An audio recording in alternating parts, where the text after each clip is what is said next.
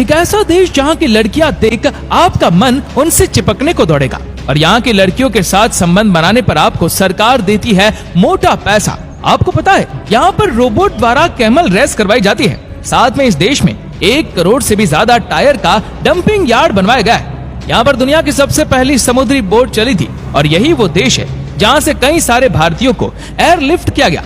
इस देश के लोग पैसा इतना कमाते हैं कि उनके अंदर पैसे की गर्मी होती है और अगर इस देश की लड़कियों को आप एक बार देख लेंगे तो आपको गर्मी के साथ साथ बेचैनी भी अपने आप बढ़ जाएगी। देश की आबादी हमारे दिल्ली के किसी बड़े कॉलोनी से भी कम है, लेकिन फिर भी इस देश में हद से ज्यादा गर्मी है। ये एक ऐसा देश है जिनकी दौलत के सामने अमेरिका और इंग्लैंड भी फीके नजर आते हैं। जी हाँ दोस्तों, हम बात कर रहे हैं दुनिया के सबसे अमीर देशों में से एक कुवैत की। दोस्तों, कुवैत का पूरा नाम है दवालात अल कुवैत। साथ ही बता दूं कि इस देश की स्थापना 1613 में हुई थी। कुवैत की राजधानी है कुवैत सिटी, जो इस देश का सबसे बड़ा शहर है। देश की कुल आबादी है 43 लाख के करीब। कुवैत में 100% लोग शहर में रहते हैं, यानी कि इस देश में कोई गांव है ही नहीं। कुवैत सिटी को कुवैत का हार्ट माना जाता है। सिटी की सीमाएं इराक और सऊदी अरब के साथ जुड़ी हुई है। कुवैत की बहुत सी बड़ी कंपनियों और निकायों की हेडक्वार्टर्स यहाँ स्थित है और साथ ही ये अरब जगत का एक इम्पोर्टेंट टूरिस्ट प्लेस भी है। कुवैत की करेंसी है कुवैती दिनार, जो दुनिया में सबसे महंगी करेंसी में से एक है। एक कुवैती दिनार करीब 242 इंडियन रुपीस के बराबर होती है। दोस्तों, कुवैत दुनिया के सबसे बड़े तेल भंडारों वाला देश है और ये करता है। कुवैत का तेल भंडार दुनिया का 6ठा सबसे बड़ा तेल भंडार है, जिसकी खोज 1934 में हुई थी। कुवैत कितना अमीर देश है ये तो हमने जान दिया। अब बात करते हैं कुवैत के लोगों की, जिसके पास है बेशुमार दौलत। यहाँ की ज्यादातर आबादी अमीर है और इनकी दौलत का जलवा चारों तरफ छाया हुआ है। क्या आप यकीन कर सकते हैं कि यहाँ एक आदमी की सैलरी $71,000 है। जी हाँ, यानी करीब 53 लाख। यहाँ के लगभग हर एक इंसान के पास अपनी अपनी कंपनीज है, इसीलिए कुवैत की कुल 70% आय वहाँ के इंडस्ट्री से मिलती है। इनके लाइफस्टाइल भी कमाल के हैं। यहाँ के लोग महंगी महंगी गाड़ियों में घूमते हैं और एक से बढ़कर एक शानदार घरों में रहते हैं। मतलब सब के सब रईस है भाई यहाँ पर। तो दोस्तों, दुनिया के सबसे गर्म देशों के लिस्ट में कुवैत भी आता है। कुवैत तो छोड़िए, सारे अरब देशों में बहुत ज्यादा गर्मी पड़ती है और गर्मी की वजह से वहाँ लोगों की हालत खराब हो जाती है। यहाँ दिन में तो टेम्परेचर 55 डिग्री तक चला जाता है, लेकिन जैसे ही कुवैत में भयानक गर्मी पड़नी शुरू होती है, वैसे ही यहाँ पर काम करने का तरीका भी बदल जाता है। यहाँ जो भी कंस्ट्रक्शन के काम होते हैं उन्हें 2 शिफ्ट में करना पड़ता है। एक शिफ्ट सुबह 6 बजे से 10 बजे तक होती है और फिर शाम में 5 बजे से रात में 10 बजे तक। दिन के समय में आपको यहाँ पर कोई भी बाहर घूमते हुए नजर नहीं आएगा, क्योंकि जो बाहर निकलता है वो तेज गर्मी की वजह से बीमार हो जाता है। दोस्तों, कुवैत एक मुस्लिम देश है और यहाँ कुछ कानून बहुत सख्त है।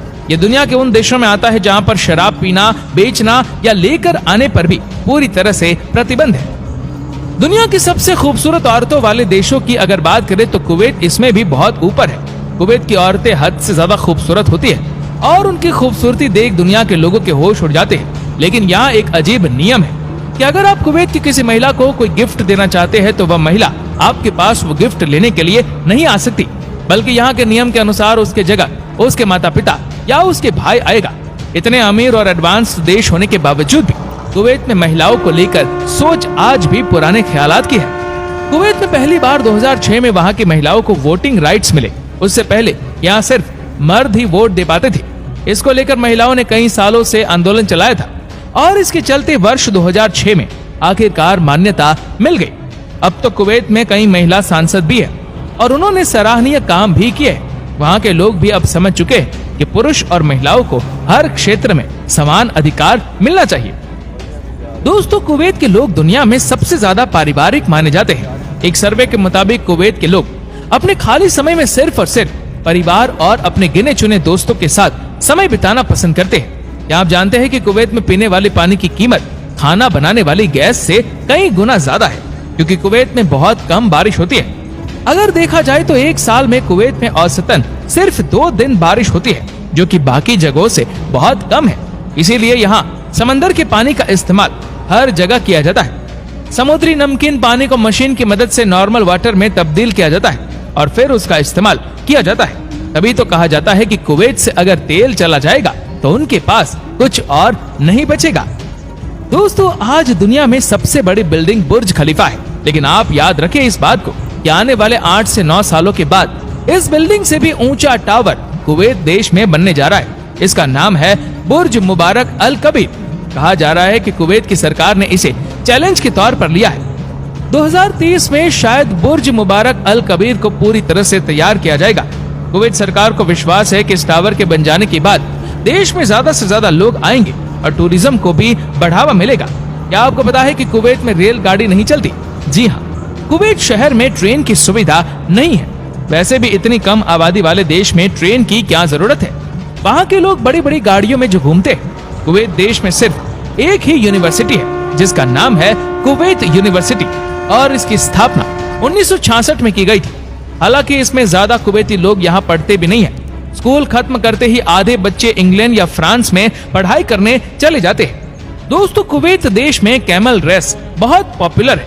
यहाँ पर रेस को देखने के लिए हजारों की संख्या में लोग आते हैं। लेकिन 2005 के बाद से इस रेस में बच्चों की एंट्री पर बैन लगा दिया गया। फिर भी ये रेस बंद नहीं हुई। 2006 में कुवैत की सरकार ने पैसे और टेक्नोलॉजी दोनों की ताकत दुनिया को दिखाई। 2006 में कुवैत में कैमल रेस बैन होने के बावजूद भी करवाई गई और इस रेस को ऑर्गेनाइज करने के लिए एक भी इंसान की मदद नहीं ली गई। दरअसल दोस्तों, इस रेस को रोबोट की मदद से दौड़ाया गया, जो कि बहुत बड़ा यूनिक इवेंट हुआ। क्या आप जानते हैं कि कुवैत देश में दुनिया का सबसे बड़ा टायर डंपिंग एरिया है? यहाँ तकरीबन 80 लाख टायर्स पड़े हुए हैं और हर साल इस जगह पर करीबन 90 लाख से 1 करोड़ तक टायर डंप किए जाते हैं। इस टायर डंपिंग एरिया को आप फ्लाइट से भी देख सकते हैं। इसी से आप अंदाजा लगा सकते हैं कि ये कितने बड़े जगह में फैला होगा। कुवैत की शाम बहुत हसीन होती है। भयानक गर्मी की वजह से यहाँ पर दिन के समय कोई निकलता नहीं, लेकिन शाम के समय यहाँ पर होती है फुल ऑन मस्ती। कई सारे ऐसे नाइट क्लब्स भी है जहाँ पर कमाल का डांस परफॉर्मेंस देखने को मिलता है। चलिए दोस्तों, अब आपको दिखाते हैं कुवैत की वो शानदार जगह जहाँ आप घूम सकते हैं। साथ ही बताएंगे क्या है यहाँ का वीजा प्रोसेसेस और कितने पैसे खर्च करने पड़ेंगे आपको। Kuwait towers. कुवैत सिटी के प्रमुख दर्शनीय स्थलों में आता है ये टावर, जो शहर का लैंडमार्क है। ये 3 टावरों से बना है। 2 टावर को पानी के कंटेनर के रूप में इस्तेमाल किया जाता है और तीसरा एक लाइटनिंग बॉल है। इनमें से सबसे ऊंचा टावर 180 मीटर का है और इसमें 4500 लीटर वाटर रिजर्व है और 90 गेस्ट रेस्टोरेंट है। दूसरा टावर 146 मीटर ऊंचा है और इसका इस्तेमाल भी केवल पानी के भंडार के रूप में ही किया जाता है। ये अपने रंग बिरंगी लुक के कारण बेहद शानदार दिखता है। Liberation tower.